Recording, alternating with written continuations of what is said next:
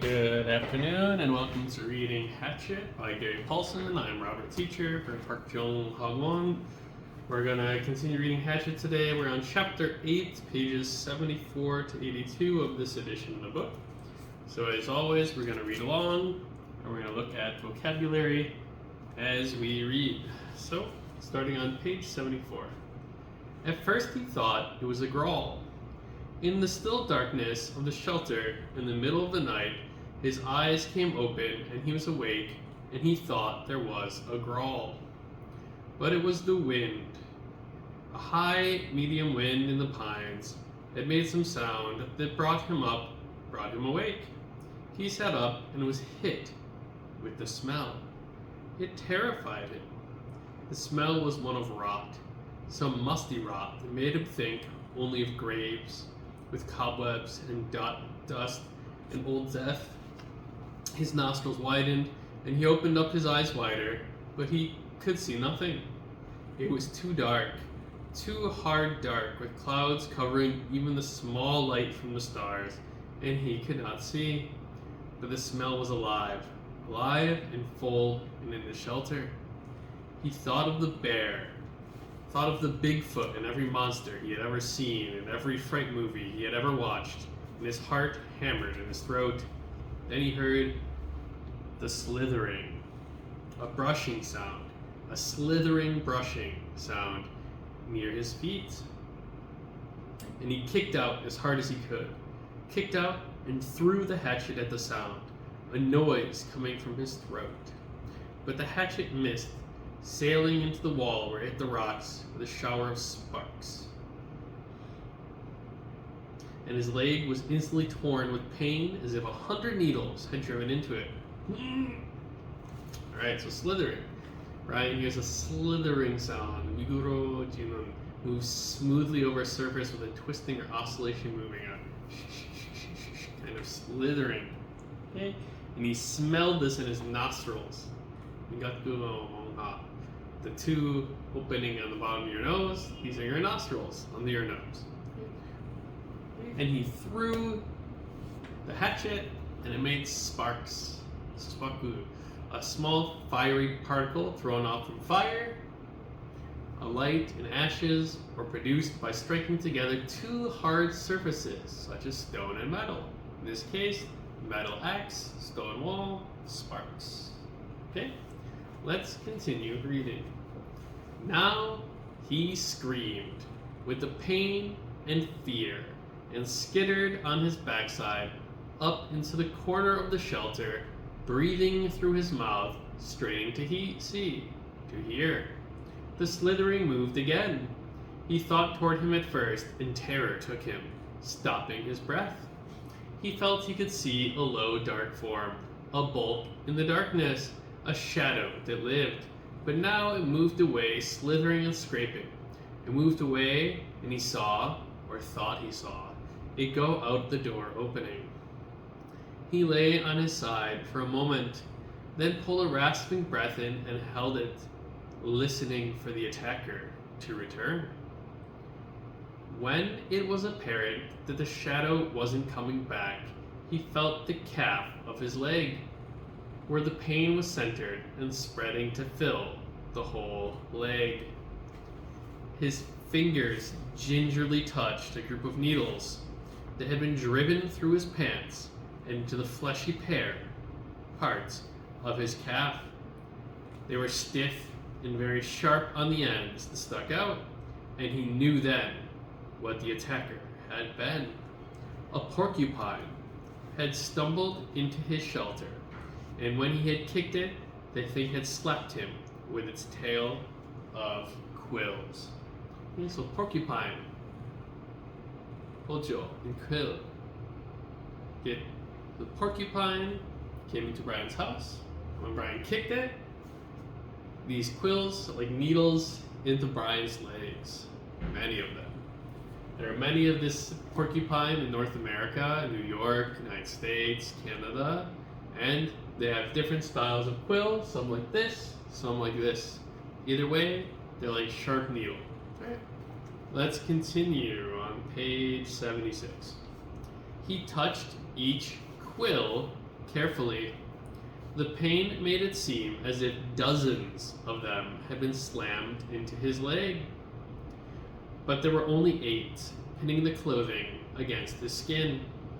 He leaned back against the wall for a minute. He couldn't leave them in. They had to come out.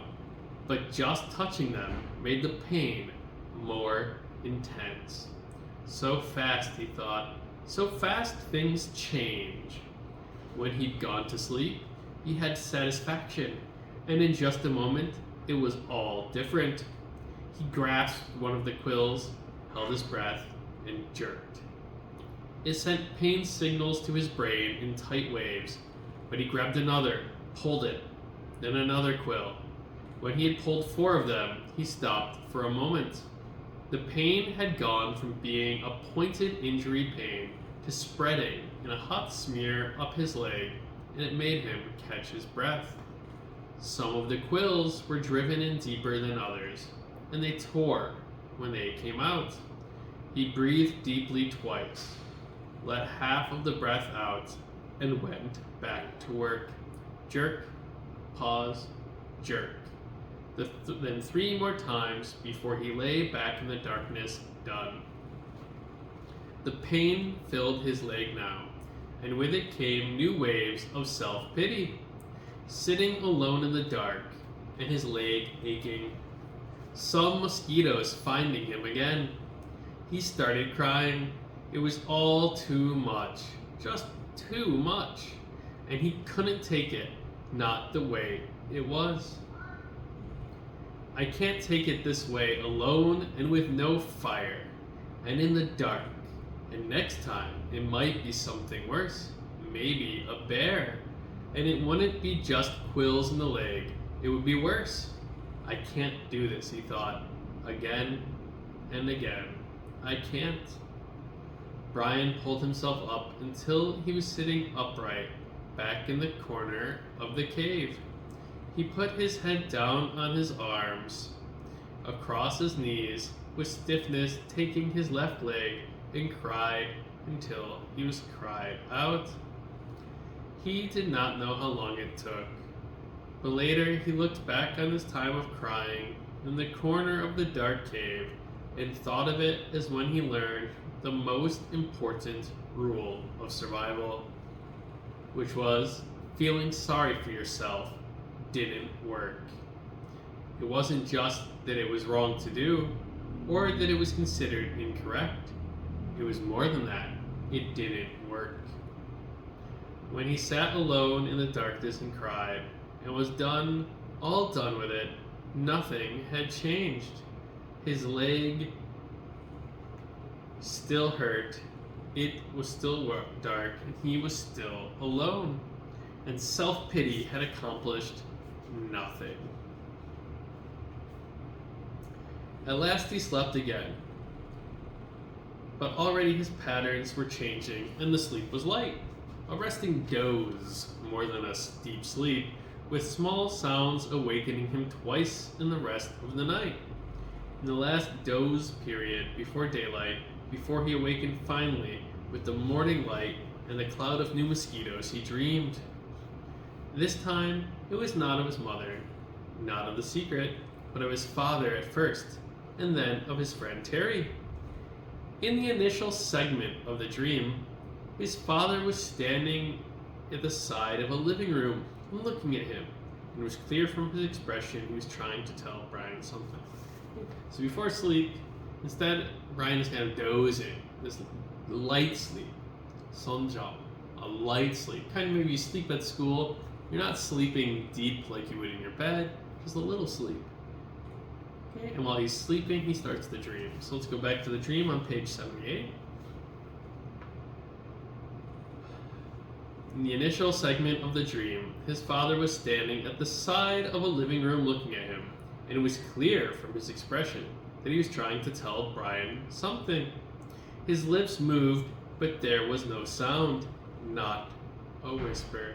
He waved his hands at Brian, made gestures in front of his face, as if he were scratching something. And he worked to make a word with his mouth, but at first, Brian could not see it. Then the lips made a shape, but no sound came. Shape. Brian could not hear it, could not understand it, and he wanted to so badly.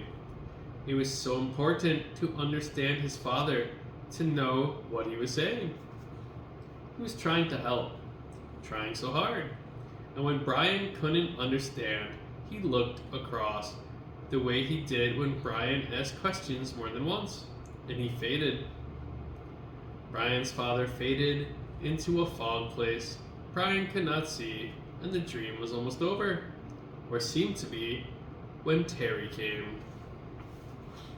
He was not gesturing to Brian, but was sitting in the park, at a bench, looking at a barbecue pit, and for a time nothing happened.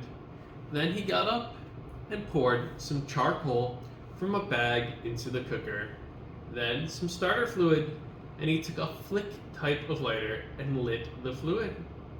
When it was burning and the charcoal was at least getting hot, he turned, noticing Brian for the first time in the dream. He turned and smiled and pointed to the fire as if to say, "See? A fire. Charcoal."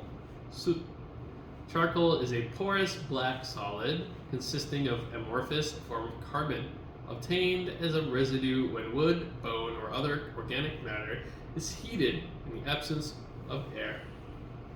We often use charcoal for barbecue, Korean barbecue, and things of like this nature. Okay?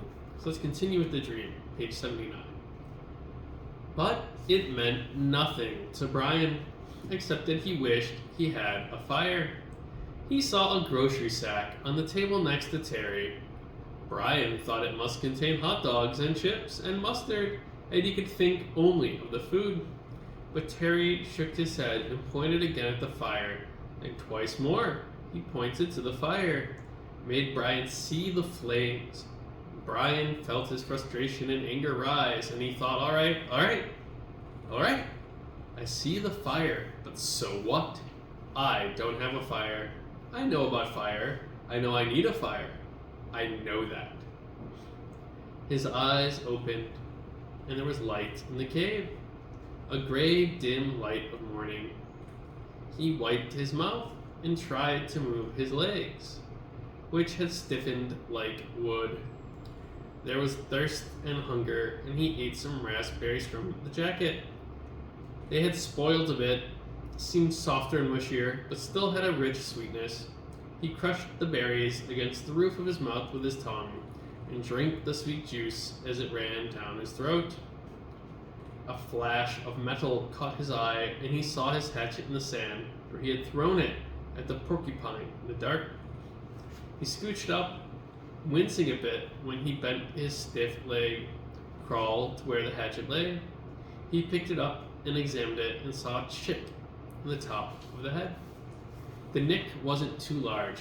The hatchet was important to him, was his only tool, and he should not have thrown it. He should keep it in his hand and make a tool of some kind to help push an animal away. Make a staff, he thought, or a lance, and save the hatchet. Something came then, a thought as he held the hatchet. Something about the dream and his father and Terry, but he couldn't pin it down. He scrambled out and stood in the morning sun and stretched his back muscles and his sore leg.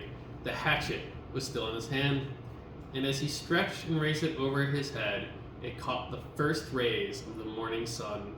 The first faint light hit the silver of the hatchet, and a flash of brilliant gold in the light, like fire. That is it, he thought, what they were trying to tell me. Fire. The hatchet was the key to it all. When he threw the hatchet at the porcupine in the cave and missed, and hit the stone wall, it had showered sparks. A golden shower of sparks in the dark, as golden with fire as the sun was now. The hatchet was the answer. That's what his father and Terry had been trying to tell him. Somehow he could get fire from the hatchet. The sparks would make fire. Brian went back into the shelter and studied the wall. It was some form of chalky granite or a sandstone, but embedded in it were larger pieces of a darker stone, a harder and darker one. It only took him a minute to find where the hatchet had struck. The steel had nicked into the edge of one of the darker stone pieces. Brian turned back the head backward so he would strike with the flat rear of the hatchet and hit the black rock gently, too gently, and nothing happened. He struck harder, a glancing blow, and 2 or 3 weak sparks skidded off the rock and died immediately. He swung harder, held the hatchet so it hit a longer, sliding blow, and the black rock exploded in fire. Sparks flew so heavily that several of them skittered and jumped in the sand beneath the rock, and he smiled and struck again and again. There could be fire here, he thought. I will have a fire here, he thought, and struck again. I will have fire from the hatchet. So that's the end of lesson 9.